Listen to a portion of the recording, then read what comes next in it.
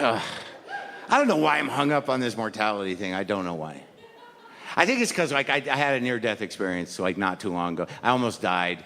I went running, and I hadn't done it in a while. You know, and it was scary. It was touch and go, as far as I could tell. It was very close to death. Like, I don't know what you do, but like, I don't exercise that much. I may look like I'm in shape, but I'm not really. I go through long periods of time where I don't exercise at all, and it takes a lot to get me to exercise. I don't know your life or what happens with you, but with me, the exercise thing is like, it's like 3 phases that have to happen before I actually exercise. Like, phase 1, usually it's just me sitting at home, alone, doing nothing, and out of nowhere, I just look down and I go, oh, fuck me! God damn, what the fuck is wrong with me? God damn it, why can't I just exercise? It's bullshit. Why I gotta get back in shape. I gotta get back in shape.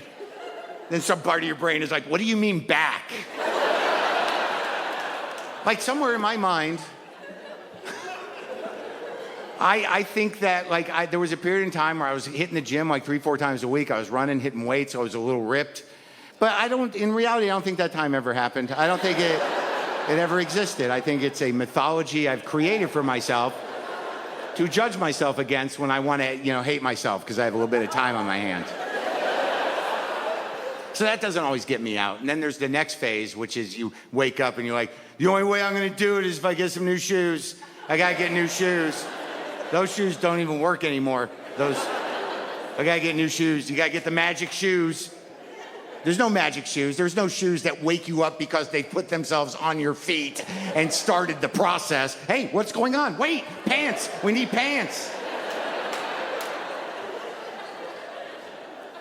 So you get the shoes, you put them in the closet, and you see them when you get your other shoes. And they're sort of like, are we doing it? And you're like, shut the fuck up. We'll do it when I want to do it. That's how I talk to my sneakers. I don't know who you are, your life is. But the way it has to happen, the way it happens to exercise really is like you have to be seized by the need to do it in a moment. Like the spirit has to move you. Just sort of like, I gotta go, I gotta do it now. And you do have to do it right then because that's your portal. That's your window back into doing it. You gotta do it when that hits you. And it hit me. It was 2:30 in the afternoon and it was 102 degrees outside. Now I hadn't run in like 2 years. I didn't let that stop me. I'm like, I can do it. I can do it. I can run. So I put on my magic shoes and I grabbed my driver's license for easy tagging. I don't know about you, but I always take the driver's license. I got my iPhone, I'll get outside, I'm like, oh shit, I better get the license if I go down. Because they're not gonna crack an iPhone for a terrorist cell, they're not gonna do it for a mid-level celebrity dead on a hill. Better take the driver's license. So I'm out there running the hills. I'm doing hills. I haven't been out there. I don't even notice how hot it is because it's so hot. Like sweat's not even building up. And I get about 10 minutes in, all of a sudden, like my hands go numb, and I'm like, what's happening? And then all of a sudden, I can't feel my arms, and I'm like, this isn't good. And then my heart starts going, and I'm like, holy shit! I had to take a knee. Outdoors and appeal to a God that I don't have. And say, this doesn't happen here. This doesn't happen outside. It's an indoor thing and it's quick. Not outside. In a bathtub, in my sleep, something like that. Not out here. And I was sitting there, I was like, how many men's last words are, I got this? You know what I mean? What was I doing out there? Dumb pride, And then I got up, like I had this fear, like that I would be found just laying there outdoors, like some hipster couple with their dumb dog. Would just find me laying there and they'd be like, he did not have it today. Oh, look, it's like the first day out for those shoes, though. Look at those shoes. Come on, buddy, just stay away from them. It's not polite. It didn't happen, and I tell you what, I got up and I walked it off. That's how stubborn I am. I'm like, I got up and I still did. I didn't run, but I did the entire route, and then I called the doctor. Next day, I called the doctor because I'm 53 and I should call the doctor when that happens. And they set me up with the cardiologist. So I go to the cardiologist. You know, when you go to the doctor, you kind of want something to be wrong with you. Like, not a major thing, but enough to not make you a fucking lunatic. So I go to the cardiologist. And, you know, I don't get it, man. They can put people in space. We can take money out around the world. They make all these developments. They can clone things. But they can't get a handle on this vessel. This is a closed system, confounding for some reason. Cannot figure it out. Right? Isn't it crazy? So I go to this doctor. They do all the tests. They do a stress test, cardiogram, blood test. They do an ultrasound of my heart. And it's a girl.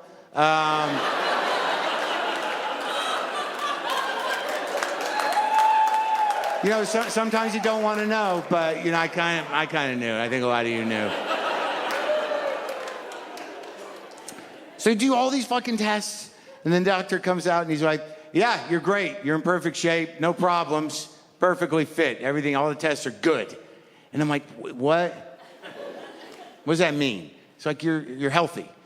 And I'm like, well, what happened out there on the hill? When my hands went numb, my arm went numb, and my heart was skipping. What was that about? And a doctor, a real doctor, looked at me and said, who knows?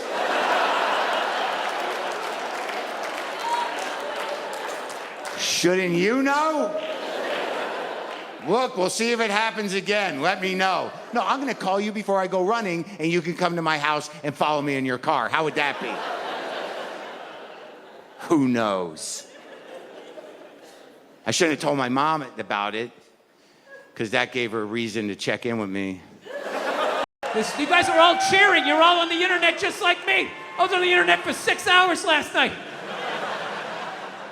Trying to figure out what kills a beaver, you know? Does a beaver have a natural predator?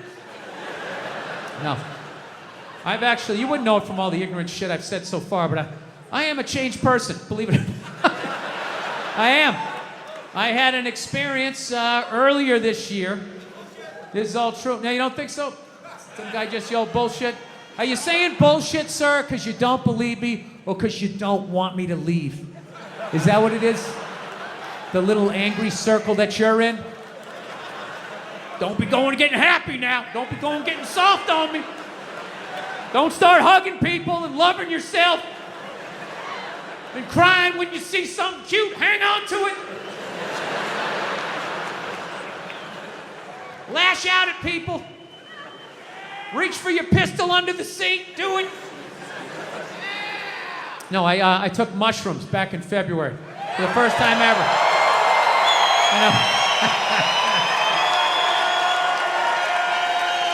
This is the perfect state to tell this story.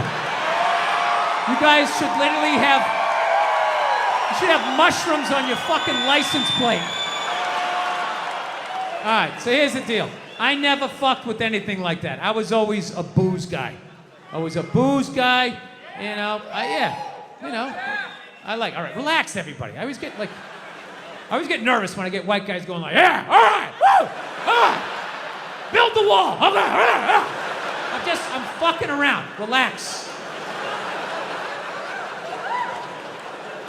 It's frightening to listen to, but that's what being a guy is. You're not allowed to have emotions.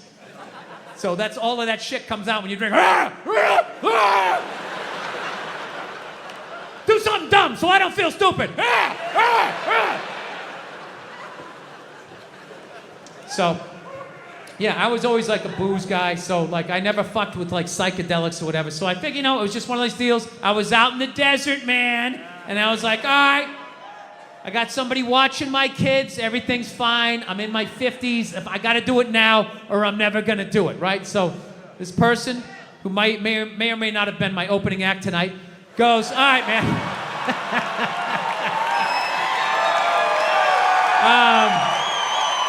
He's a good man. He's a good man. He says to me, he goes, all right. He goes, okay, just take like, it's always just like, all right. So, like, how fucked up do you want to get, all right? And there's always, like, a square, and it's like, okay, don't eat the whole square. Just, like, bite one corner, lick the other one, and then rub the other one and let it absorb in your face or whatever. So I'm like, all right. He goes, how far into it do you want to go? I go, I just want to trip a little bit, nothing fucking crazy. So he goes, fine. So I eat just a little bit. So I get a little nauseous or whatever. At first it feels like I ate some weed, but then all of a sudden, like I notice shit that's not alive, looks like it's breathing, right?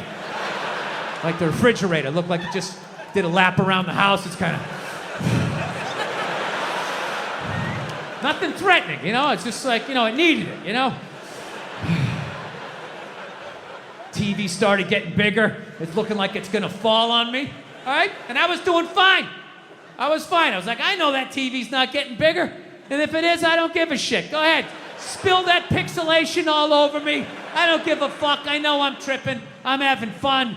I'm giggling. I'm laughing at shit. I'm putting things together, right? And everything is fucking great.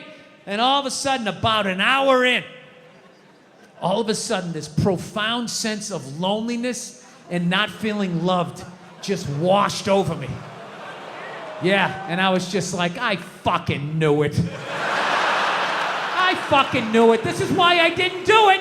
I knew I had too many demons. I knew I wasn't gonna see God and fucking unicorns and slide down the rainbow and roll around in the grass. I fucking knew Satan was coming up. There was gonna be a guy with a knife and shit. I was just like, all right, go ahead.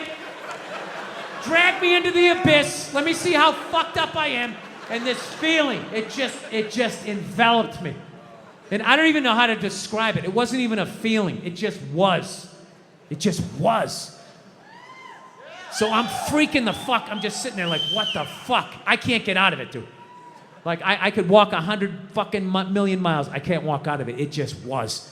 So I didn't want everybody else is like tripping. I don't want to fucking ruin their trip. So I'm just like, all right, dude, I'm just going to go to the bedroom, you know. And oh, look at the refrigerator.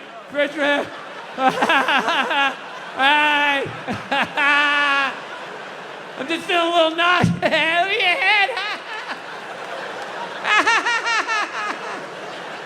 Just playing it off, right? Going into the fucking bedroom. And I'm just laying down in the bedroom like, dude, what the fuck? What the fuck? And every time I thought I felt the bottom, it would just further into the bed. Further into the bed. Further into the bed. So about a half hour later, my wife comes in. She's like, hey, how you doing? Typical guy. Good. I'm doing great. Doing great. It's going great. So she's laying next to me, I'm feeling a little nauseous. This is a little bit much for me. And she's just laying down, and I'm just feeling this feeling. Not feeling loved, profound sense of loneliness. So now I'm just looking at my wife. My brain just starts going like, oh, fuck, did I marry the wrong person? Why am I looking at... I know that seems fucked up, but once you're married long enough, even not on mushrooms, you have that thought every fucking 6 weeks. You just do. Something happens where you just look at the side of their head and just do the math and just think, why did I ever talk to you? I could have just walked by. I didn't have to say hello. We had no relationship. We were nothing. Why did I ever talk? What would happen if I just never talked to you? Every 6 weeks, you think that's a healthy relationship. That means you've still held on to a part of yourself. That even though you love this person, you know, you still want to fucking run around like a Mustang a little bit, right? So anyways, I'm like, okay, I was like, dude, I was freaking me out even more to think of my wife and be feeling that. So I was like, fuck, I need to pull the ripcord. I gotta get out of this. I gotta get out of this fucking, it's like a giant beanbag. I couldn't get out of it, right? So I was like, oh, fuck. Think about your kids. Now, my kids, I love my kids. And I know they love me. There is no fucking question. And I start thinking about my kids, and I still felt that feeling. And I was like, all right, what the fuck is this?